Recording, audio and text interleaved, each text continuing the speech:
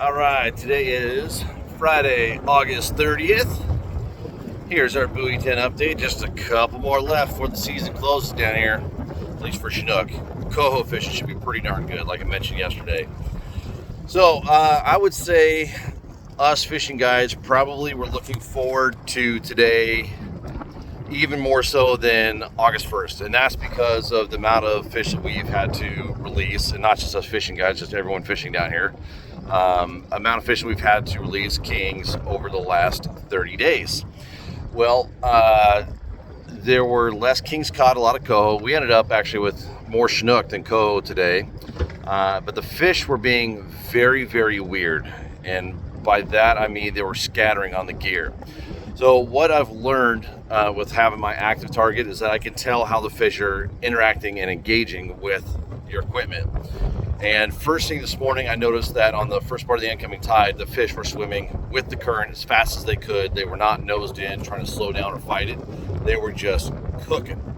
So I turned around and started going with them, and I would literally watch the fish pass my gear. They'd swim right past it and keep going. I was going 4 miles an hour uphill, and they would just keep on going. So we went up to the bridge on the Washington side. I mean, we caught a handful down there. It was decent. And then when that bite slowed, we went back upriver to try and get in front of them. Sat down, started catching a few more, nothing too crazy. We never really had a wide open bite today. There were a few spots that did, but we just missed those quick little flurries. That's kind of been the way it's been all season. It's just one good lap, one good 15-minute stretch, and then poof, it's gone. But when we got there to the bridge, same thing that we saw downriver where there's swim passes happening on that incoming tide. But what was more interesting is that when the fish saw my gear today, they would flare and scatter as if my flasher and spinner was a sea lion itself. They would see it and just poof, like someone dropped a grenade on them and just poof, just scatter in 17 different directions, up, down, left, right, didn't matter. That's not good. I saw that happen once before in September of last year, and I actually told my customers that day, hey, we're not going to catch anything, we got to get out of here. So it was just a really weird day in how these fish were acting. There were some guys who got their fish, got a lot of, mainly earlies when most people made hay, and then just kind of scratched them out the rest of the day. There were a couple of good little flurries here and there that guys got on top of, like I mentioned, just throughout the day, just randomly, they'd all start biting, and we saw that too. They'd be scattering on my gear, and then all of a sudden for 10-15 minutes, here they come. They'll turn on the gear, lock in on it, swim up to it, eat. But for the most part all day today, and I can come up with 100 different guide excuses, but we had east wind yesterday, they ate real well. Today we had a little bit of east wind, then it flipped to this northwest that we got going right now. I could say it was barometer, I could say it was all sorts of different things, but the fleet, the amount of boats out here, everybody caught fish, so it was good. But the amount of fish we got our gear in front of was obscene. Like, I'm not exaggerating. Our gear, not how many fish I marked, our gear was in front of about 500 fish today.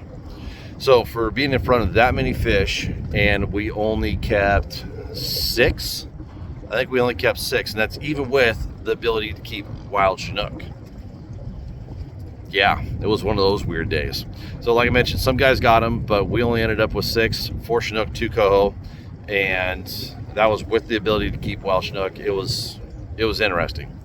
And for getting in front of that many fish, it wasn't spinner color, it wasn't flasher bumper leader length, it wasn't herring or anchovy or anything other than the fact that the fish did not want to engage with the gear. And what do you do on days like that? Nothing. There's absolutely nothing you could do. I was looking at 200 boats with an average of 3-4 rods per boat. Everybody's running everything. Every color's being used, every bait's being used, every depth is being fished. When you see that many boats out there, everything's being used. And if you see one boat really start stroking them, then you can go, okay, what's that guy doing? But when everybody's out there and no one's catching fish and you're seeing fish swim through the gear, it's not you, it's not me, it's not anything. The fish have decided that they just don't want to chew that day. So it was a numbers game today. You get in front of that many fish, and eventually you get some to make a mistake. But man, it was a grind. It was a grind for sure. It was fun. It was a beautiful day, man. The weather today, you could not ask for a better weather day. It was absolutely gorgeous. So after days like this, where some guys got them all, and other folks like me just got a good number, but didn't get everybody their limit. Just go, well, things happen. I don't know. We had 4 guys today, so we were too short of our limit. But, man, I'll tell you, that was fun. That was a really, really fun day. It was just beautiful. The fish bit often enough that it kept us entertained and engaged. I'm going to miss this place. I absolutely love Buoy 10. In fact, it'll probably come down here in September for the coho season. But, I don't know. I got to see what happens with the run update meeting and, of course, what my customers want to do.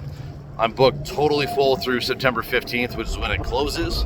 Then after that, everyone's kind of just waiting. So, depending upon what my customers want to do and what happens with the run update, we'll figure out if we're fishing down here for coho and doing a little bit of crabbing, or if we are going to be upriver targeting Chinook. But there's an obscene amount of fish in the river. They just need a bite. That's their fault, not ours. At least that's the story I'm going with. All right, time to put her back on the dock, tie it up. Really didn't go through too much gear today because really didn't have any chaotic action. It was just one here, one there. Just kept scratching them out. Oh well, whatever. Still a beautiful day. Lots of fish, plenty of fish. Like I always say, none of us are starving. We just had a great day, made some memories. Pancake flipped a coho that was being chased by a big harbor seal today. He swam right at the boat, got the net underneath him, and he wrapped up in it, so I had to flip him, and I flipped him up in the air, and he went about head high, and then I dropped the bag on the net and had to scoop him out of the air before the seal got him. He was right inside the boat. Unfortunately, he was a keeper too, so we got him right in the boat. Worked out perfect. Had some lines tangled up. Yeah, good memories. That's all you can ever ask for out here. At least that's what you say when you don't limit out, right? Nah, honestly, it was fun. Okay, get back to work, clean the boat, retie gear, and maybe kick back with a cocktail and enjoy the sun. Can't wait. Later, guys. See you tomorrow.